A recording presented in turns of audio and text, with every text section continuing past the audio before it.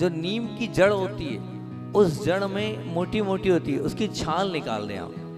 तो बोलते छाल रहित, है ना, छाल के बिना।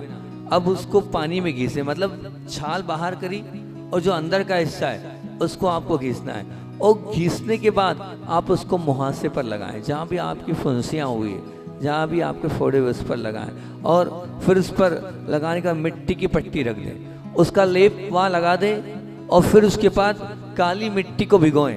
और काली मिट्टी को भिगोने के बाद वो जो काली मिट्टी रहेगी, उस काली मिट्टी को वहाँ कर दें। अब मानना कि वो जो इतना प्रभावकारी कि वहाँ की जितनी गर्मी है वो पूरी गर्मी को बाहर कर देगा। क्योंकि होता क्या है, आप वहाँ क्रीम पाउडर जो भी लगाते हैं उसकी गर्मी शांत नहीं होती है, और जब गर्मी शांत नहीं होती है तो वो दूसरी जगह होता है, या वो जब तक आपने क्रीम लगाया तब तक ठीक होता है, जड़ से समाप्त नहीं होता है। अगर आपको जड़ से समाप्त करना है तो आपको नीम की छिलके के अंदर की छाल को घिसना है। और घिसने के बाद आपको वहाँ लगाना, और उसके ऊपर मिट्टी, कौन सी, काली मिट्टी, वो भी ठंडी मिट्टी की पट्टी आपको उस पर रखना है। और फिर उसके बाद उसको बाहर करने के बाद वहाँ पर क्या होगा, वो जो त्वचा है वो रुकी हो जाएगी, त्वचा जो है वो रुकी हो जाएगी। तो उस समय क्या करना है, आपको उस त्वचा को रुकी होने के कारण आपको जैतून का तेल उस हिस्से पर लगाना है ना। तो जो त्वचा है उसमें